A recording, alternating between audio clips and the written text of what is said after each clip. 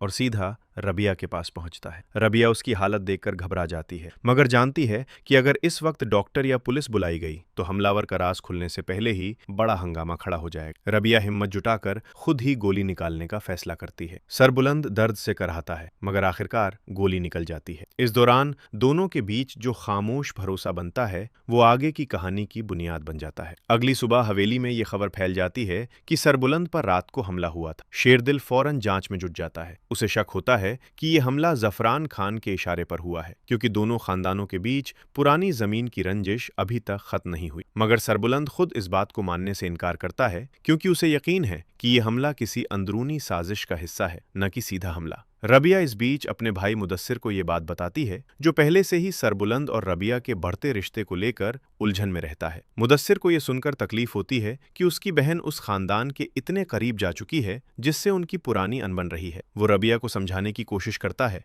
मगर रबिया साफ कह देती है कि वो सिर्फ इंसानियत के नाते सरबुलंद की मदद कर रही है। उधर हवेली के अंदर ही एक और साया चुपचाप हर हरकत पर नजर रखता है। ये हवेली की पुरानी नौकरानी होती है, जो शुरू से ही सरबुलंद और रबिया की नजदीकियों से खफा नजर आती है। वो चुपके से जफरान खान के एक करीबी आदमी से मुलाकात करती है और बताती है कि सरबुलंद अब पूरी तरह ठीक हो चुका है और रबिया पर उसका भरोसा पहले से भी ज्यादा बढ़ गया है। ये सुनकर जफरान खान का आदमी नई चाल बनाने में जुट जाता है। इसी बीच शेरदिल अपने तरीके से तफ्तीश करता है और हमले की रात हवेली के बाहर मौजूद एक अजनबी गाड़ी के बारे में खबर निकालता है। वो ड्राइवर तक पहुंच जाता है, जो डर के मारे थोड़ी बहुत जानकारी दे देता है, मगर पूरी बात बताने से पहले ही किसी अनजान शख्स के इशारे पर गायब हो जाता है। शेरदिल को यकीन हो जाता है कि ये मामला सिर्फ एक हमले तक सीमित नहीं, बल्कि इसके पीछे कोई बड़ी साजिश है। रबिया अपने कामकाज में वापस लौटती है, मगर सरबुलंद अब बार बार उसकी खैरियत का हाल पूछने का बहाना ढूंढता रहता है। हवेली के बाकी लोग ये बदलाव साफ महसूस करते हैं। सरबुलंद की मां को भी ये बात नागवार गुजरती है,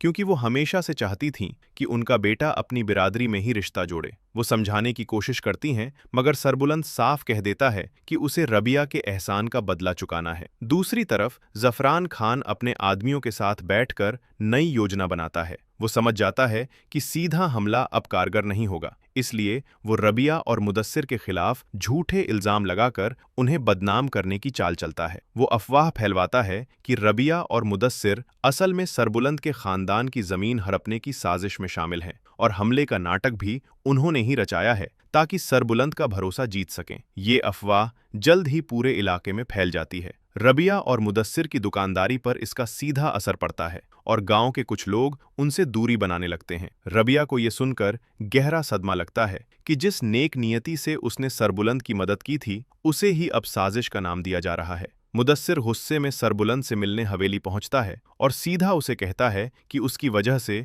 उनकी पूरी इज्जत दांव पर लग गई है। सरबुलंद पहले तो हैरान होता है, मगर जल्द ही समझ जाता है कि ये अफवाह जफरान खान की चाल है, ताकि रबिया और सरबुलंद के बीच